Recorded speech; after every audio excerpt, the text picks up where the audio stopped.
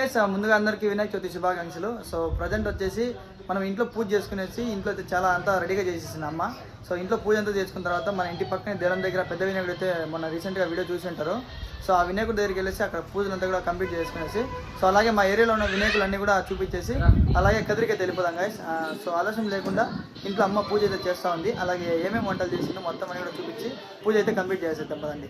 ఈ వీడియో మొత్తం లాస్ట్ వరకు చూడండి. ఈ వీడియోలో day 1, day 2, day 3, day 4, day 5 మా ఊర్లో డే 5 వరకు ఎలా జరిగిందో మొత్తం అని కూడా ఈ వీడియోలోనే వస్తాయి. చాలా అంటే చాలా బాగా చేసాం మావా. డే 1 రోజు ఏమేమి చేశారంటే అందరూ వినాయకుడు పెట్టేలాగే మేము కూడా ఇంట్లో చిన్న వినాయకుడు పెట్టుకొని చాలా బాగా పూజ చేసాము. ఇంకా ఫెస్టివల్ రోజు మా అమ్మ ఏమేమి వంటలు చేసిందో చూసేద్దాం పదండి. ముందుగా వైట్ రైస్ చేసి దాంట్లోకి ఆలుగడ్డ తాలింపేసి అలాగే రసం కూడా చేసింది మామ. ఇంకా వాటితో పాటు అప్పలాలు, కుడాలు అలాగే చిత్రాన్నం కూడా చేసింది. ఇంకా అవన్నీ కూడా దేవుని దగ్గర పెట్టి పూజ స్టార్ట్ చేయాలి కాబట్టి అవన్నీ దేవుని దగ్గర పెట్టేసి పూజ అయితే స్టార్ట్ చేసింది.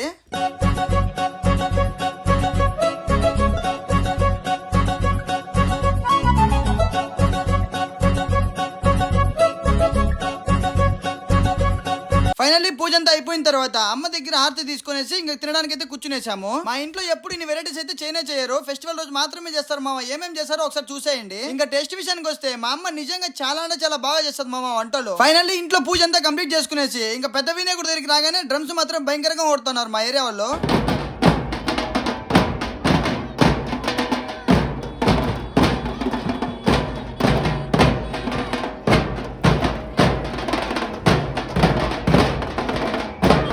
పూజ స్టార్ట్ అవుతుంది అని చెప్పేసి మైక్ లో ఒకసారి అనౌన్స్మెంట్ ఇవ్వగానే మా ఏరియాలో ఉన్న ప్రతి ఒక్కరు కూడా దేవుని దగ్గరికి అయితే వచ్చేస్తారు. అందరూ వచ్చిన తర్వాత మా ఏరియాలో పూజ ఎలా చేస్తారో మీరు కూడా ఒకసారి చూసేయండి.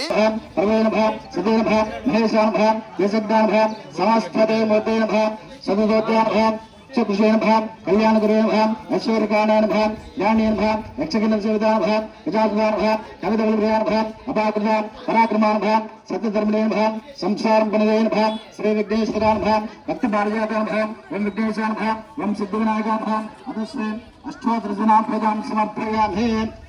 నమస్కారం చేసుకోండి. ఇంకా పూజ అంతా అయిపోయిన తర్వాత ఈ పంచామృతం కోసం భయంకరంగా కొట్లాడతామా. నేనైతే ఆ కప్పు ఈ కప్పు ఆడ ఈడ దూర్చి ఎలాగో కప్పు అయితే తీసుకున్నాను. చాలా అంటే చాలా బాగుంది. నా ఫేవరెట్ మావా ఇది.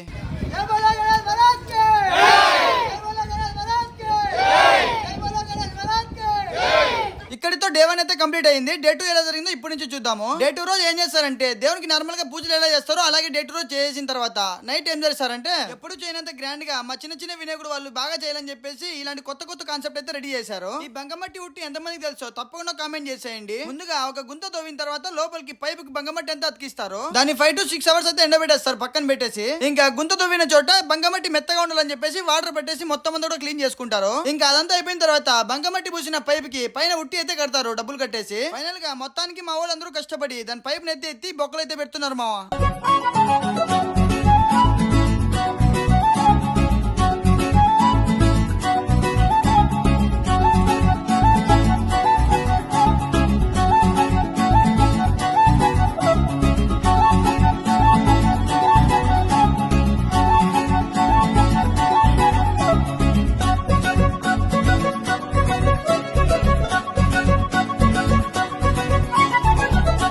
డే టైమ్ లో ఇదంతా అయిపోయిన తర్వాత డే 2 నైట్ రోజు లడ్డూని వేలంపాట అయితే వేస్తారు. అది ఎలా జరిగిందో అది కూడా ఒకసారి చూసేయండి మావా. గౌతమ్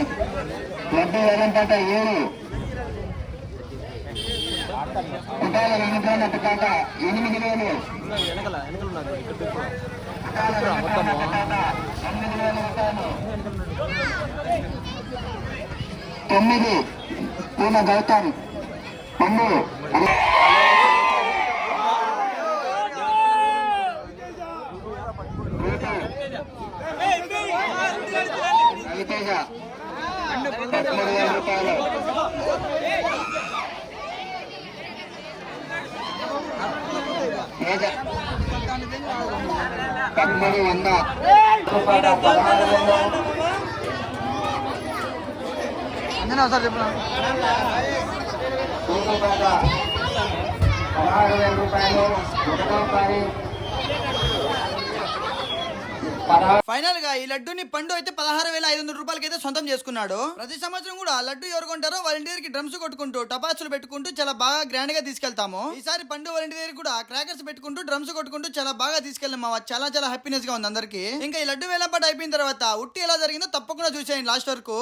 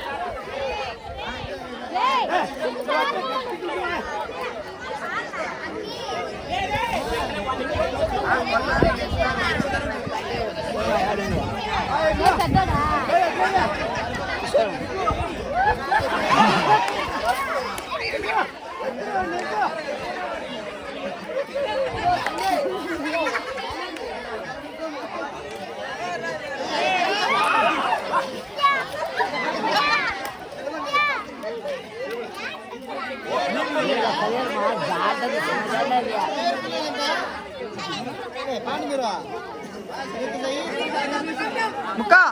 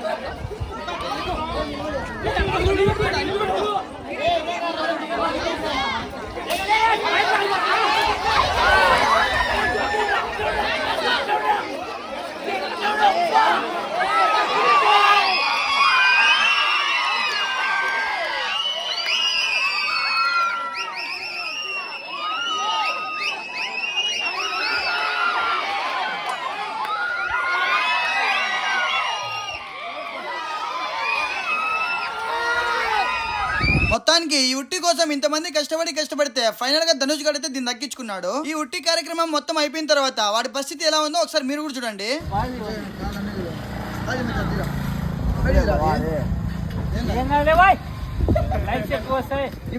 ఇదన్నమాట డే 2 కి. డే 2 ఎలా ఉందో కామెంట్ చేసేయండి ఒకసారి. ఇంకా డే 3 రోజు, డే 4 రోజు నార్మల్ గా పూజలు చేసి కామన్ గా ఎలా ఉంటుందో అలాగే ఉండింది మావా. ఇంకా డే 5 రోజు మాత్రం లక్ష ఖర్చు అయినా పర్లేదు, ఈ రోజు రచ్చ అన్నట్టు అలాగే ఉండింది. ముందుగా కందికుంటన్న పవన్ సార్ ఇద్దరు వచ్చేసి మన పూజను అయితే స్టార్ట్ చేశారు.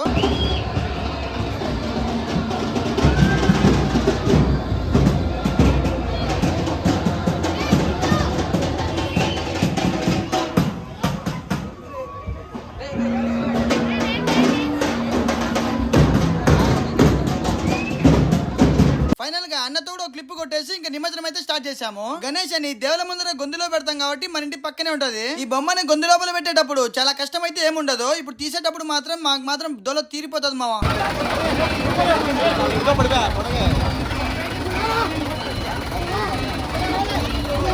అయ్యో అదే బైక్ వచ్చేస్తుంది నేనేం కదా కానీ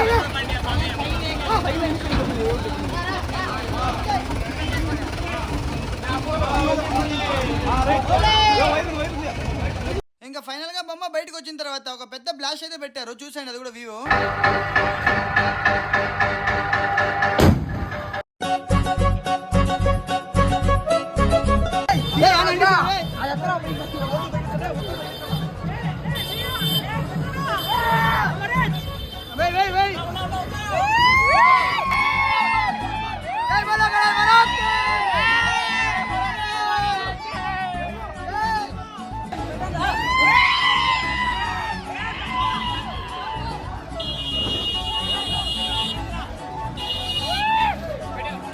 పోయా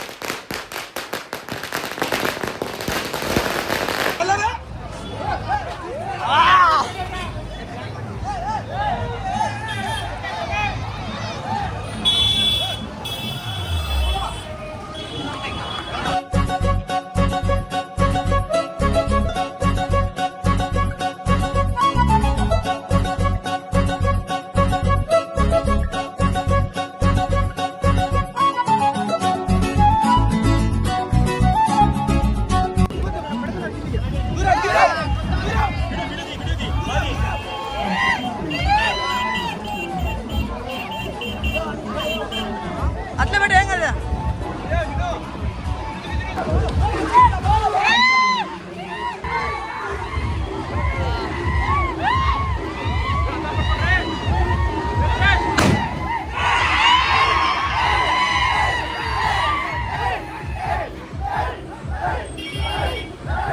మొత్తం అంతా కూడా తిరిగేసిన తర్వాత ఈ పూల బజార్లోకి వచ్చిన తర్వాత మా బొమ్మ అయితే ప్రతి సంవత్సరం ఇరకపోతుంది మావా. ఒకసారి ఇరకపోయిన బొమ్మని ఎలా బయటకు తెచ్చారో మీరు కూడా చూడండి.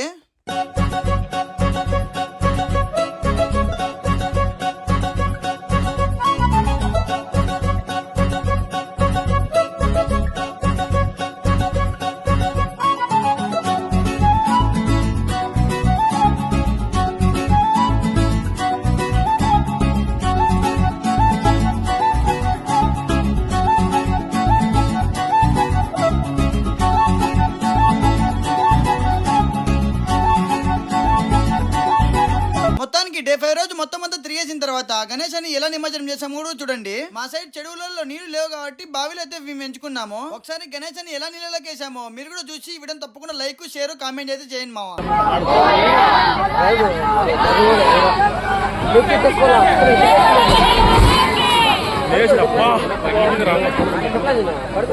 అది ప్రతి సంవత్సరం తగులుతుంది.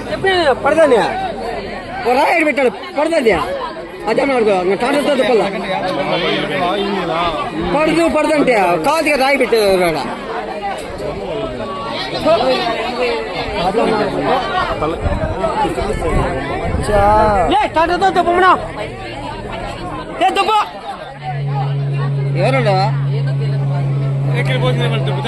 దుబ్బలావిడ ఏమో డ్రైవింగ్ చెప్తాడు అంగరం తెచ్చింటే బాబు రాయి పెట్టినాడు వాడ చెప్పలే నీ భర్త పడదానే రాయి ఆడి పెట్టినాడు. మొత్తానికి గణేశాన్ని ఇలా అయితే నిమజ్జనం చేసుకున్నాము మా ఊర్లో. మీ ఊర్లో గణేశాన్ని ఎక్కడెక్కడ పెట్టారో తప్పకుండా మీ ఏరియా పేరు అయితే మెన్షన్ చేయండి. అలాగే వెళ్ళేప్పుడు ఈ వీడియోకి తప్పకుండా లైక్ చేసి కామెంట్ చేసి ఈ వీడియోని తప్పకుండా మీ ఫ్యామిలీ మెంబర్స్ అయితే షేర్ చేయండి. అదనమాట ఈ వీడియోకి. Okay bye.